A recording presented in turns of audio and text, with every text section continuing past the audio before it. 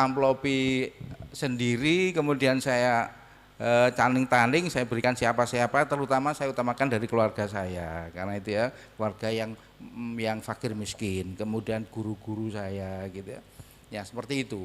Nah, alangkah indahnya, ini kan menyangkut persisnya nilai, alangkah indahnya ditambahi, misalnya ketemu nilainya yang harus dikeluarkan itu 5 juta, 10 juta, 15 juta misalkan, ya ditambahi untuk ikhtiyat, hati-hati barangkali. Nah, waktu memberikan itu ada yang kurang pas misalkan. Nah, itu dari aspek legalitas syariahnya maupun regulasi dari pemerintah gitu. Terus kedua yang saya ingin soroti tentang optimalisasi bagaimana mengelola zakat ini. Tadi sudah disampaikan diberikan oleh Kiai Lukman Hakim bahwa pengelola zakat itu kan ada 2 pekerjaan, menghimpun dan menasarufkan. Nah, kelihatannya enak mana itu bagian menghimpun dengan bagian menasarufkan? Ya enak menasarufkan, gitu kan, tinggal memberikan gitu. Tinggal timbangannya menghimpun. Kebetulan saya 2 periode pernah diajak Yai Abdus Salam Nawawi aktif di Basnas Jawa Timur, sehingga merasakan seluk-beluknya bagaimana menghimpun, bagaimana menasarufkan. Nah, ternyata juga tidak mudah. Kelihatannya orang kali jaluk kali gitu. Waktu itu disoroti banyak orang bahwa kok ada dana ngendon, kok lebih banyak yang dihimpun timbang yang ditasarufkan. Ini kan menjadi tanda tanya atau amanah organisasi itu besok dituntut oleh yang muzakinya, kok enggak langsung ditasarufkan, kan begitu toh. Mestinya kan sangat lebih bagus terima sejumlah X ya dikeluarkan sejumlah X, mestinya begitu. Kemudian pegawainya itu diberikan gaji dari mana? Ternyata saya tahu kalau dari Basnas itu dari pemerintah, yang pegawai-pegawai tertentu itu dari pemerintah, kecuali yang bertugas di lapangan yang sifatnya itu menurut saja seperti kurir, itu kan perlu biaya ya, sekali untuk minum, untuk makan. Nah, itu lain lagi, itu bisa dari operasional.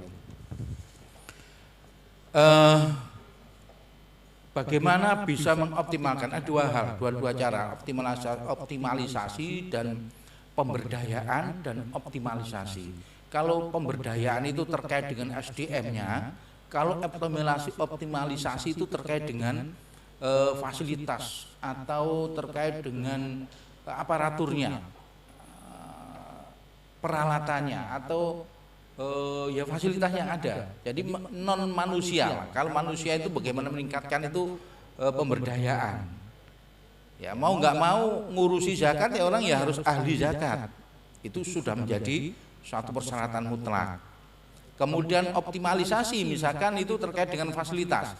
Apa yang dimiliki sebuah institusi zakat itu sehingga menjalankan mekanisme zakat yang lancar, ya mesti fasilitasnya harus terpenuhi. Ada mobil misalkan, ada kantor, ada gitu-gitu kan, itu terkait dengan optimalisasi. Ya saya kira ini 2 hal ini harus ditingkatkan dalam, kalau kita berbicara di Lazisnu mungkin sudah barang tentu mungkin ini tambahan masukan dari segi SDM, bagaimana ilmu zakat itu harus fasih betul. Bagaimana pengelola haji, kalau ilmu haji nggak fasih itu kan menjadi jomplang nanti. Pengelola zakat, ilmu zakat ya harus fasih gitu loh mestinya.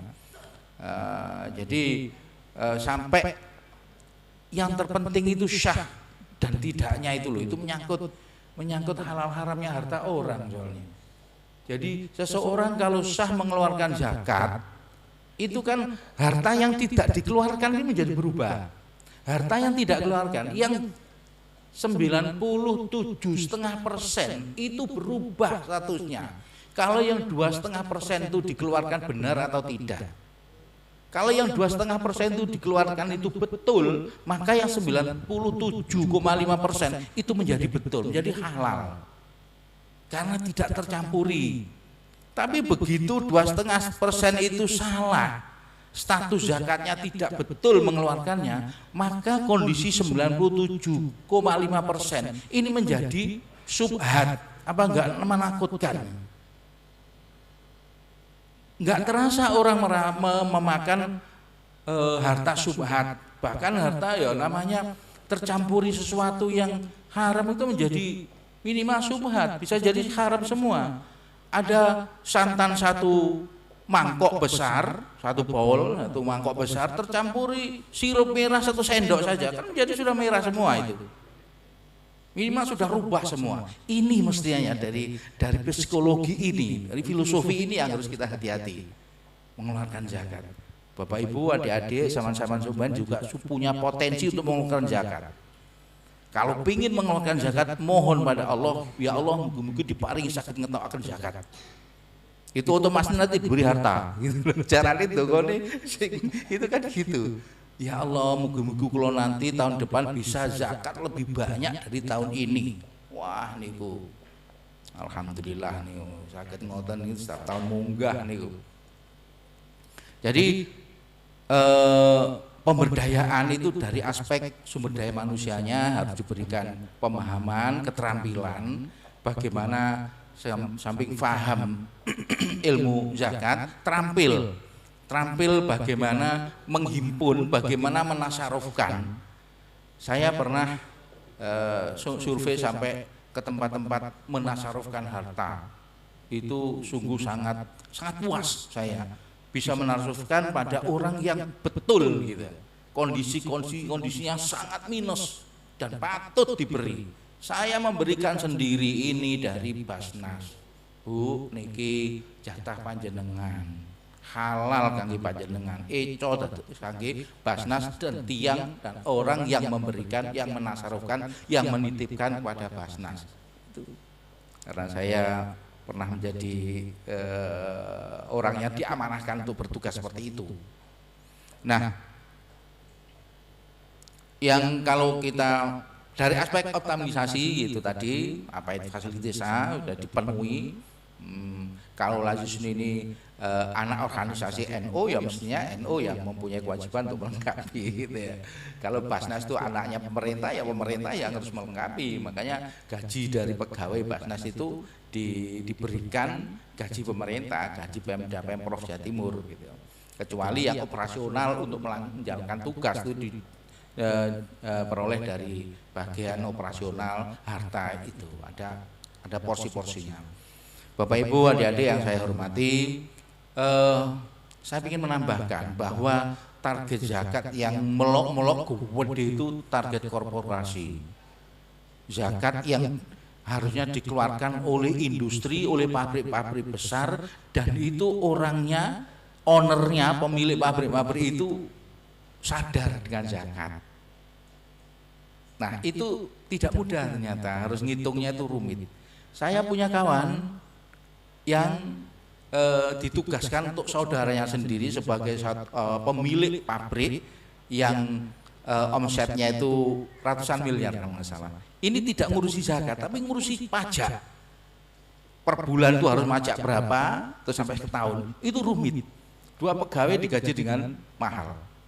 Loh, mestinya selain pajak itu ada zakat.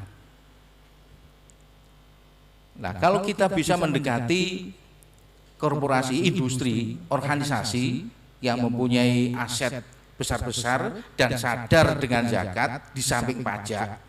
Ada paham nggih ya nggih? Ada pajak itu zakat itu padha karo pajak padha karo zakat. Tapi kalau saya tidak, zakat, pajak. Zakat itu filosofinya kan ongkosnya organisasi diberikan kepada pemerintah, yang tugasnya pemerintah itu mengamankan perjalanan organisasi sebuah usaha itu. Pengamanan keuangan ditugaskan kepada perbankan. Maka ada bahasa kasarnya itu bunga. Itu ada untuk mengamankan keuangannya. Jadi sebuah organisasi produk dan industri itu kan ada aliran uang yang dijamin uang itu establis, tidak apa ini tidak khawatir hilang segala macam, itu ada bank, itu dijamin oleh bank. Makanya organisasi itu bayar ke bank dengan ongkos apa ini bunga bank kalau bahasa kasarnya gitu ya.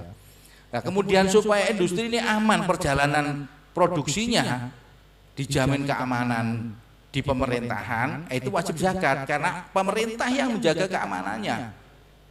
Nggak akan berjalan ini organisasi produksi berupa apa saja kalau kondisi kehidupan di alam Indonesia ini tidak aman. Pengen masjidnya wedi dibom misalnya, mana pengen nggak pabrik, karuan wedine lho, itu loh yang mengamankan itu kan perlu bayar, itu zakat, maaf itu pajak. Jadi ada bunga bank, ada pajak, ada zakat. Zakat ini beda. Kalau bunga bank dengan pajak itu urusan pekerjaan. Kalau zakat ini urusan kepemilikan harta, membersihkan harta kita. Nek harta niku dibersihkan dengan zakat, maka murni halal. Yang dimiliki sekian banyak berapapun itu menjadi halal murni. Dengan catatan mengeluarkan 2,5%-nya itu betul. Nah, ini tadi konteksnya kita menjamin bagaimana mengeluarkan 2,5% itu betul. Ada syar'inya tadi, ada regulasi pemerintah, ada yang barusan saya sampaikan, ada upaya meningkatkan perolehan zakat tadi. Monggo bisa dirintis pada kawan-kawan Lazisnu, korporasi, perusahaan-perusahaan yang notabene-nya orangnya itu sadar zakat. Dan biasanya kita dahulukan orang NU, usaha apapun kita bantu untuk menghitung nilai omset, nilai asetnya berapa, terus nanti keluar zakatnya harus berapa. Itu saya yakin kalau organisasi industri itu dibantu begitu, senang gitu loh. Apalagi yang membantu itu sama-sama, si yang dibantu dengan yang dibantu itu, yang dibantu sama NU nih, seneng wis. Gitu loh. Bapak Ibu yang saya hormati, mudah-mudahan apa yang sekelumit saya sampaikan ini bisa melengkapi apa yang kita diskusikan. Jadi intinya bisa meningkatkan kinerja kita sebagai lembaga amil zakat yang notabene adalah anaknya NU, itu bisa lebih bagus, dan mengelola zakatnya warga NU sendiri itu sudah banyak. Belum lagi korporasi atau usaha dagang, usaha CV, PT-nya orang NU itu bisa tertangani. Wah, Masya Allah. Apalagi pada yang sampai ke tingkat BUMN. Wah, kalau kita meyakinkan kan bisa jadi kita dipercaya BUMN untuk mengelola zakatnya. Wah, itu satu kali zakat sudah jegeluk ke wedai itu. Masya Allah, ya. Begitu yang saya bisa sampaikan. Mudah-mudahan ini mendatangkan manfaat. Saya mohon maaf kalau ada kekurangan, barangkali nanti ada diskusi. Wallahul muwaffiq ila thoriq. Assalamualaikum warahmatullahi wabarakatuh. Waalaikumsalam warahmatullahi wabarakatuh. Alhamdulillah matur nuwun Yai Prof. Banyak hal yang beliau sampaikan ya, dan luar biasa. Yang pertama tadi soal syukur nih. Jangan bilang bersyukur kalau belum zakat ya ini. Itu nonsen gitu. Terus soal optimalisasi zakat luar biasa. Ada dua aspek yang harus diperhatikan, yakni SDM dan fasilitas. SDM terkait dengan knowledge tentang zakat, baik dari fikihnya tadi, jika sampai tidak sah, waduh bahaya nih ya ini. Bisa-bisa nanti tidak bersih harta kita nih. Harta yang kita kumpulkan banyak, percuma jadinya kalau tidak bersih. Yang kedua terkait dengan optimalisasi, terkait dengan fasilitas. Jika ingin zakat kita tadi yang dengan sampaikan Yai, kalau ingin mak jeglek dapat besar, lah niku fasilitasnya harus benar-benar dipenuhi nggih. Alhamdulillah. Semoga harapan itu pasti harapan kita bersama bisa kita raih.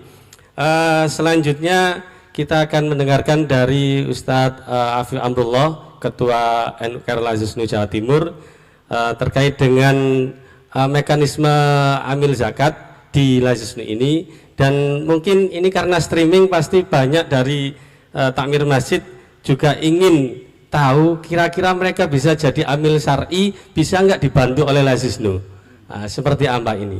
Monggo untuk Ustadz Afif, waktu dan tempat kami aturkan. Matur nuwun Ustadz Syuaib. Assalamualaikum warahmatullahi wabarakatuh. Mari bersyukur kepada Allah Subhanahu wa taala, salah satunya dengan mengucapkan alhamdulillahirabbil alamin. Bersyukur atas segala nikmat yang diberikan Allah kepada kita semua, bersyukur atas keimanan dan keislaman yang masih tertancap dalam hati kita, dan juga bersyukur kita bisa menjalankan ibadah puasa sekaligus bersilaturahmi dan nambah ilmu di forum sore hari ini. Marilah kemudian kita bersolawat kepada Nabi Muhammad SAW dengan ucapan Allahumma sholli ala sayyidina Muhammad wa ala alihi wa sahbihi ajma'in. Alhamdulillah, tadi sudah disampaikan banyak hal dari pengurus Lembaga Basul Masail BWN Jawa Timur, Kiai Lukman Hakim, juga beliau Kiai Prof Mahmud Mustain. Jadi beliau sangat paham dengan urusan pengelolaan zakat, karena memang sekitar tahun 2010 sampai 2015 Prof Mahmud Mustain ini adalah anggota Komisi Pengawas Bas dan Amil Zakat Nasional Provinsi Jawa Timur. Yang waktu itu alhamdulillah saya juga di situ, Prof. Saya termasuk tim operasional di Basnas pada era-era itu, sehingga sedikit ilmu yang ada di Basnas itulah yang kemudian kami terapkan, kami modifikasi ketika dipercaya oleh para kiai menjadi ketua Laisnu Jawa Timur. Nah, tadi satu hal yang sudah disampaikan dari awal, bahwa pertama soal legalitas, bahwa amil zakat itu tidak sembarang orang bisa menjadi amil zakat. Sesuai dengan hasil Basul Masail baik dari PBNU maupun dari PWNU, amil zakat yang syar'i, ya artinya sah secara syariat maupun sah secara undang-undang, itu cuma 3. Ini sekaligus merangkum ya. Yang pertama adalah Basnas, yang memang jelas-jelas diangkat oleh pemerintah, itu adalah amil syar'i. Yang kedua adalah LAS, Lembaga Amil Zakat, yang dibentuk oleh masyarakat, yang kemudian mendapat izin operasional dari pemerintah. Itu pun jenjangnya berbeda-beda. Kalau LAS-nya tingkat nasional, maka izinnya dari Menteri Agama. Kalau LAS-nya tingkat provinsi, maka izinnya dari Dirjen yang membidangi zakat. Kalau LAS-nya tingkat kabupaten, maka izinnya itu harus dari Kanwil Kemenag provinsi setempat. Lalu yang ketiga adalah amil perorangan, itu juga boleh menjadi amil secara syar'i dengan syarat bahwa di daerah itu tidak ada Basnas dan tidak ada LAS serta tercatat di KUA. Artinya kalau tidak masuk dari 3 kategori ini, maka dia bukan amil syar'i. Dan kemudian pertanyaan yang berkembang adalah bagaimana dengan panitia-panitia amil zakat yang ada di masjid-masjid. Kalau dilihat dari 3 tadi, jelas tidak masuk, jelas tidak masuk. Tetapi ada mekanisme atau ada cara bagaimana supaya panitia-panitia amil zakat di masjid-masjid, musola ataupun institusi yang lain itu bisa menjadi amil syar'i. Yang pertama adalah dengan menjadi UPZ-nya Basnas. Jadi nanti bisa mengajukan kepada Basnas setempat, bisa juga Basnas yang membentuk, kemudian di SK menjadi unit pengumpul zakat. Maka dengan adanya SK dari Basnas itu, amil-amil ini, yang panitia-panitia amil ini bisa sah secara syar'i. Cara yang kedua adalah dengan menjadi UPZ juga atau jaringan pengelola juga dari LAS, apakah itu Lazisnu ataupun LAS-LAS yang lain. Nah, kalau memang masjidnya masjid NU, musolanya musola warga NU, ya sudah semestinya tergabung menjadi bagian dari jaringan pengelola zakat infak sedekah dari Lazisnu. Lazisnu sendiri itu sudah tersebar di berbagai daerah sesuai dengan tingkatannya. Ada Lazisnu pusat, ada Lazisnu tingkat provinsi seperti kami, ada Lazisnu tingkat kabupaten, bahkan Lazisnu tingkat kecamatan maupun desa juga ada. Sehingga para pengurus takmir masjid yang memang ingin melegalisasi struktur panitia zakatnya menjadi amil syar'i, silakan berkoordinasi dengan Lazisnu di daerah masing-masing. Yang penting Lazisnu di daerah itu juga sudah mendapat izin operasional dari tingkatan atasnya. Karena Lazisnu ini adalah las skala nasional, mendapat izin dari Menteri Agama. Siapa yang mendapat izin? Lazisnu Pusat. Karena itu Lazisnu Jawa Timur ketika ingin menjadi amil syar'i, saya harus dapat izin operasional dari Lazisnu Pusat. Begitu juga dengan yang di kabupaten kota atau di PCNU. Itu satu hal pertama yang perlu kita tekankan dari sisi legalitas, supaya kalau kita sudah sah sebagai amil baik secara syar'i maupun secara undang-undang, maka kita bisa menjadi bagian dari penerima zakat atau mustahik tadi itu, sehingga dana yang masuk kepada amil ini bisa dikelola sebagian untuk operasional, termasuk misalnya untuk gaji misalnya, itu juga bisa diambilkan dari situ. Nah, mungkin berkembang lagi pertanyaan, berapa sebenarnya bagian amil ini? Nah, ini sebenarnya sudah kami tanyakan juga, konsultasikan kepada para kiai di LBM. Ternyata memang dari kajian-kajian fikih belum ada yang kemudian menyatakan secara pasti bahwa bagian amil itu sekian. Itu tidak ada ternyata. Tapi kami mengacu kepada peraturan Basnas sendiri, peraturan Basnas Republik Indonesia, yang sudah menentukan bahwa bagian amil boleh digunakan untuk operasional kalau itu dana zakat maksimal adalah 12,5%. Maksimal, baik untuk operasional, untuk listrik dan sebagainya, termasuk juga untuk gaji karyawan, itu maksimal 12,5% dari dana zakat. Logikanya adalah mustahik itu jumlahnya 8. Satu di antara mustahik itu adalah amil, maka komposisinya adalah 1/8. Nah, 1/8 itu adalah 12,5. Maka dana zakat yang boleh dipakai untuk operasional amil itu maksimal adalah 12,5%. Sementara kalau dana infak sodakoh itu lebih leluasa, karena memang tidak ada kaitan dengan mustahik zakat. Yang penting untuk sabilil khair, untuk kebaikan itu dibolehkan, maka Basnas menetapkan 20% maksimal dana operasional untuk amil. Karena itulah kemudian di semua tingkatan Lazisnu, baik di pusat maupun di provinsi dan juga kabupaten kota, rekening zakat dan infak sedekah itu pasti dipisah. Jadi kalau misalnya Lazisnu punya rekening di Bank Jatim Syariah atau di BSI atau bank yang lain, maka minimal harus punya dua. Ada rekening zakat sendiri, ada rekening infak sedekah sendiri, sehingga pengelola itu bisa mudah. Oh, yang masuk ke rekening zakat berarti harus dipastikan betul-betul yang menerima adalah mustahik, dan bagian ambil maksimal 12,5%. Tapi kalau masuknya ke rekening infak sedekah, maka ini lebih leluasa, bisa untuk kegiatan-kegiatan yang di luar mustahik. Yang penting itu adalah untuk kebaikan. Nah, pengelolaan dana sendiri di Lazisnu umumnya ya sebenarnya sudah kita tekankan kepada teman-teman pengurus, baik itu di Jawa Timur maupun di tingkat kabupaten kota. Edukasi ini selalu kami sampaikan. Maka di Lazisnu itu ada sebuah mekanisme pendidikan atau pelatihan namanya madrasah amil.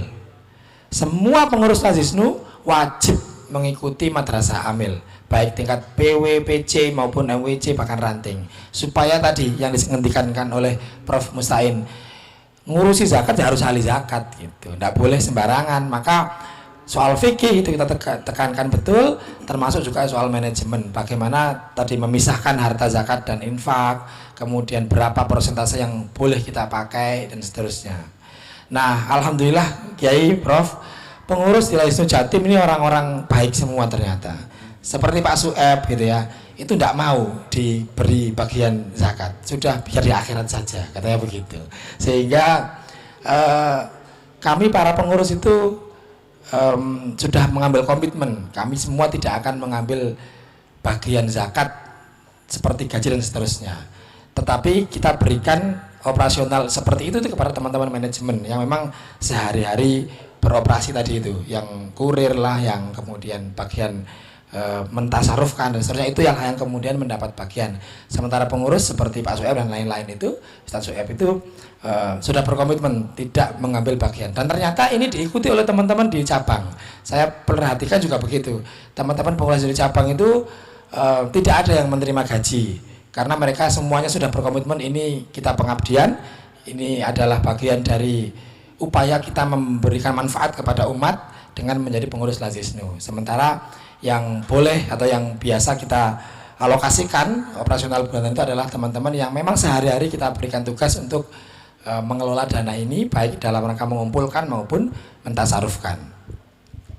Nah, yang berikutnya soal tata kelola amil di Lazisnu itu adalah soal bagaimana kita mendistribusikan tadi. Tadi Prof sudah sempat menanyakan lebih mudah mana atau lebih enak mana mengumpulkan sama menyalurkan. Secara logika memang lebih sulit mengumpulkan dan lebih mudah menyalurkan. Logikanya begitu. Karena mengumpulkan itu kan artinya kita mengajak orang supaya mau menyisihkan, mengikhlaskan sebagian hartanya untuk diserahkan kepada bas atau las misalnya begitu. Dan itu tidak mudah karena harus dipercaya, harus jelas transparansinya, harus jelas programnya digunakan untuk apa begitu. Tapi ternyata menyalurkan juga tidak semudah itu.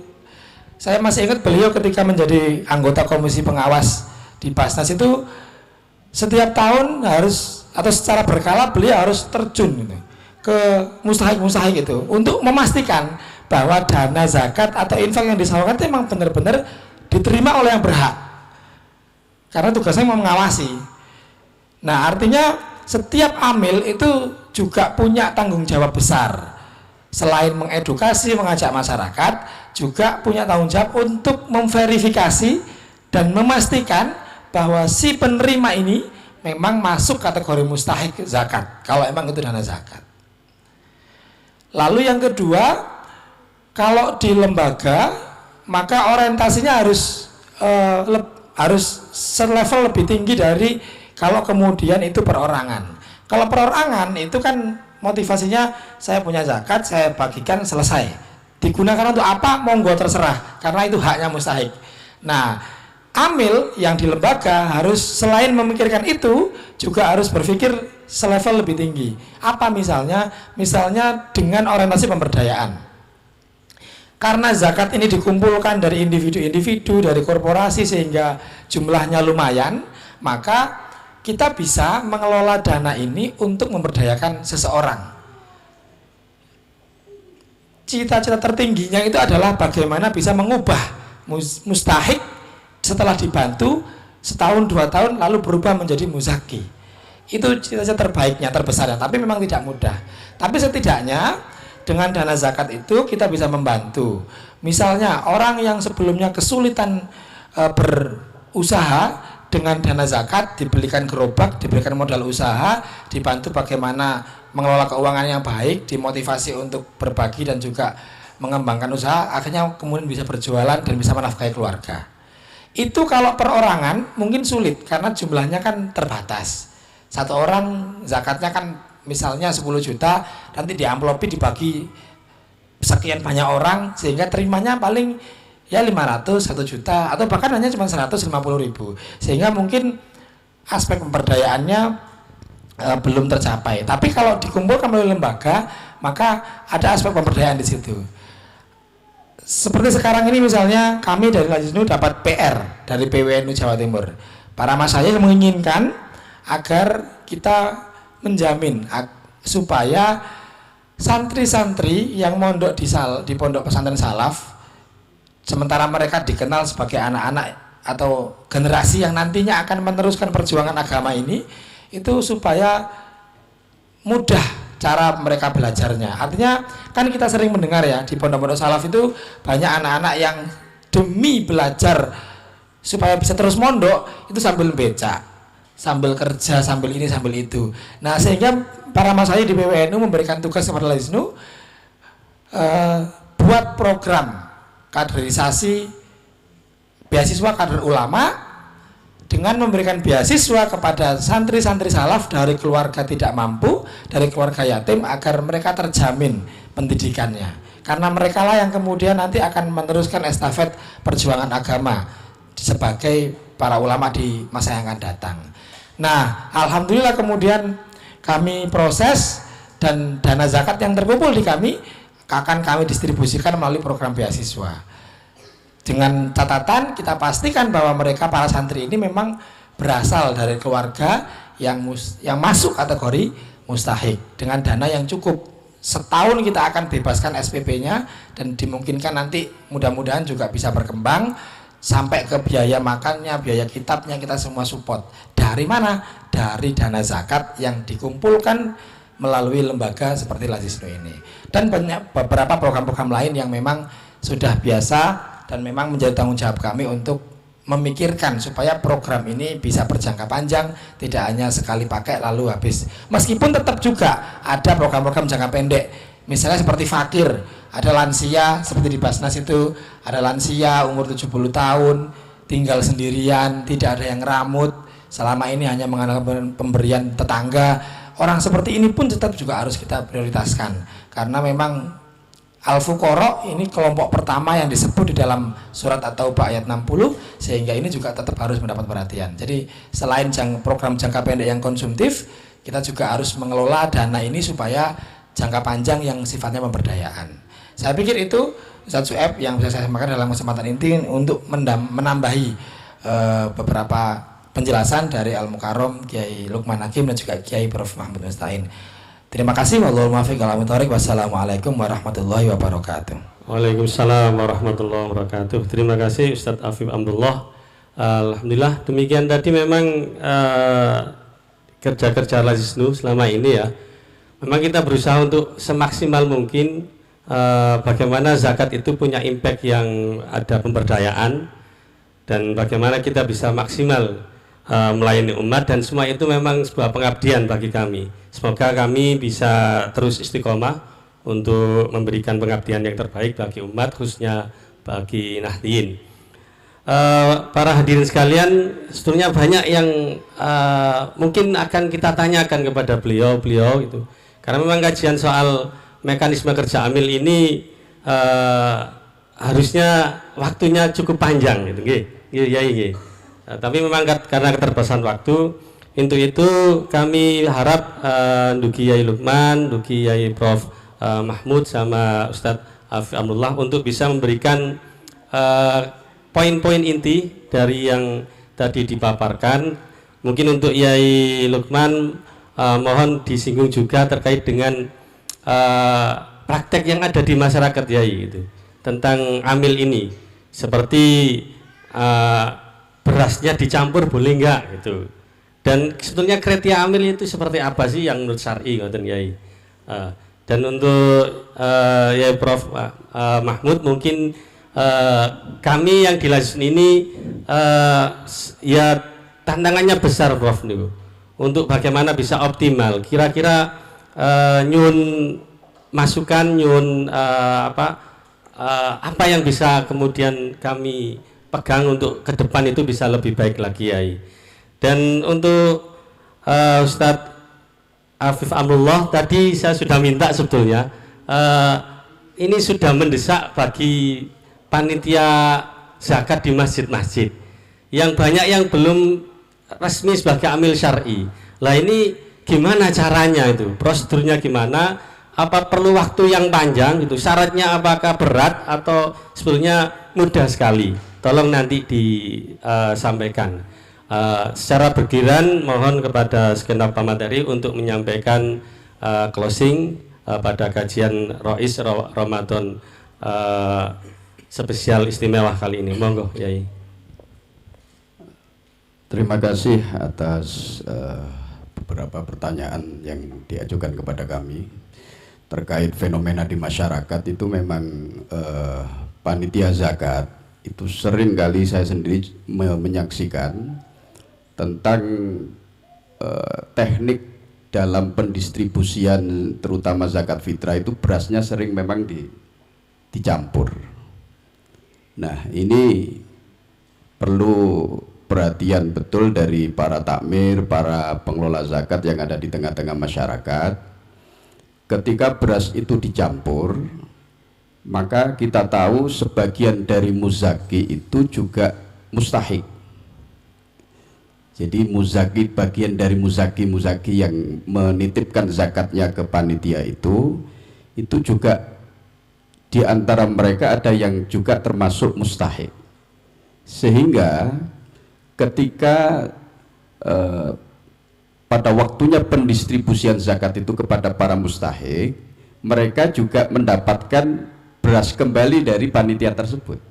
Nah, ketika beras itu dicampur, ya, ketika beras itu dicampur, kemudian ketika pendistribusian beras itu ternyata berasnya sendiri itu kembali kepada dirinya, maka konsekuensinya zakatnya tidak sah. Konsekuensinya zakatnya tidak sah. Maka ini harus disiasati yang sedemikian rupa. Saya sering juga menyampaikan ini di beberapa panitia-panitia zakat, disiasati betul bagaimana caranya supaya yang terutama jangan sampai dicampur beras-beras zakat itu.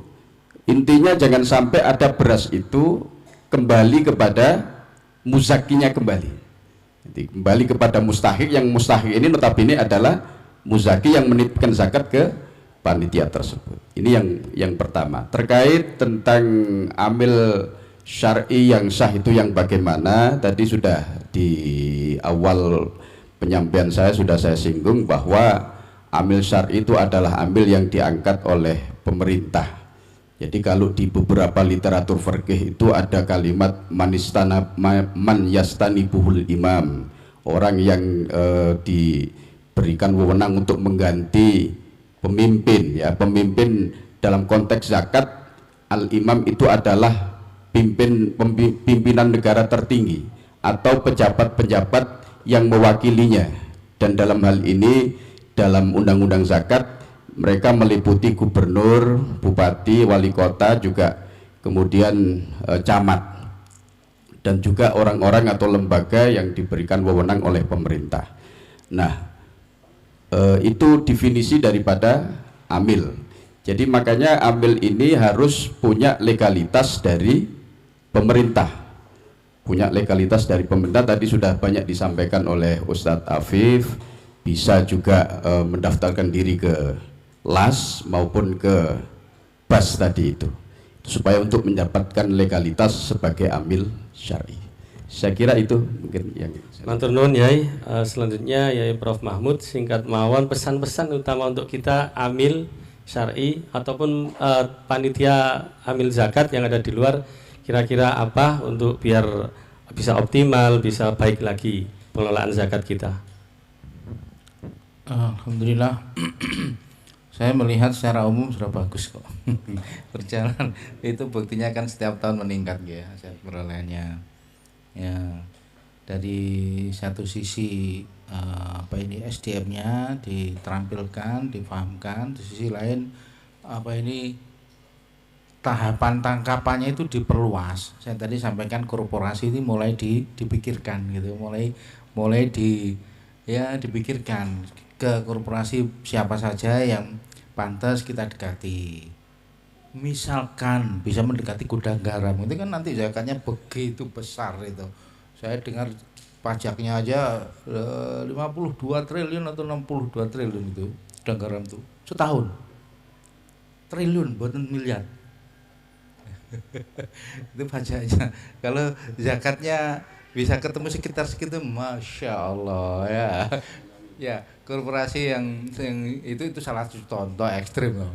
Ya, saya kurang tahu ada daftar perusahaan pengusaha, ya kita tanya saja di HBN di tingkat PW ini siapa yang punya usaha besar yang NO itu didekati. Minimal punya listnya, terus nanti didekati. Kalau syukur-syukur keseluruhan diserahkan pada Lazis untuk menghitung, untuk menjalankan, menasarufkan. Wah, itu senang sekali itu.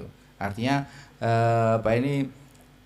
usaha kita itu lebih besar dan sudah barang tentu asawab kodrat ta'ab ya, semakin banyak ganjaran itu ditentukan kepayahan kita. Kalau kita banyak pekerjaan menghasilkan kepayahan banyak, nanti ganjarannya juga banyak gitu loh. Kalau nggak mau ganjaran, nggak mau kerja, nggak mau ganjaran memang. Saya kira itu yang saya bisa tambahkan. Matur suwun. Assalamualaikum warahmatullahi wabarakatuh. Matur nuwun Yai. Singkat Ustadz Afif, Siap. Gimana caranya bisa jadi amil syar'i melalui Lazisnu? Baik. Jadi caranya itu adalah para pengurus takmir masjid silakan menerbitkan SK pengurus JPZIS, Jaringan Pengelola Zakat Infak Sodakoh, di masjid-masjid masing-masing. SK itu kemudian diajukan kepada Lazisnu, baik Lazisnu Jawa Timur, Lazisnu kabupaten kota di tempat masing-masing, atau bahkan Lazisnu tingkat kecamatan di tingkat masing-masing. Jadi surat pengajuan silakan dikirimkan, dilampiri dengan SK struktur pengurus tadi itu. Maka nanti dari situ akan langsung diproses dan nanti kita ikhtiarkan setiap pengurus yang tercantum namanya di situ ada proses madrasah amil supaya tadi kita mengedukasi agar masing-masing pengurus Lazisnu maupun CBZIS di masjid-masjid itu memahami bagaimana persoalan fikih zakat sekaligus tata kelola ataupun manajemennya, sehingga tidak terjadi proses pengelolaan yang malpraktek dalam hal ini ya. Dan tentu itu sebenarnya sangat mudah caranya seperti itu. Lalu yang berikutnya tentu kami berterima kasih kepada para kiai di LPM PWNU Jawa Timur yang selalu memandu kami, kiai selalu memberikan arahan. Kalau ada yang kadang kurang tepat itu kami juga kadang diingatkan, dijawar juga boleh, tidak apa-apa kiai, karena memang demi sahnya proses pengelolaan zakat ini di Lazisnu. Kemudian tentu juga terima kasih kepada Yai Prof. Mahfuz Mustain. Betul korporasi itu menjadi PR besar bagi kita semuanya, meskipun sedikit-sedikit sudah mulai ada kiai. Ini ada Bu Dewi dari PT Siantartop kiai yang bekerja sama dengan kami menghadirkan anak-anak yatim untuk kemudian kita beri santunan, dan alhamdulillah sudah 3 tahun ini selalu setiap Ramadan kami bekerja sama, termasuk juga besok kita juga ada kegiatan bersama beberapa korporasi untuk membahagiakan anak yatim dengan berbelanja baju lebaran di salah satu mall di Surabaya, juga dengan Bu Dewi dan beberapa mitra yang lain. Terima kasih, saya kira itu Pak Ustaz Su'aib, terima kasih. Terima kasih, alhamdulillahirrahmanirrahim. Dengan demikian selesai sudah kajian Ramadan istimewa kita pada sore kali ini. Alhamdulillah bisa kita laksanakan dengan baik, banyak ilmu yang kita peroleh. Bisa kita akhiri kajian kita kali ini bersama-sama dengan membaca suratul Fatihah. Al-Fatihah. Bismillahirrahmanirrahim.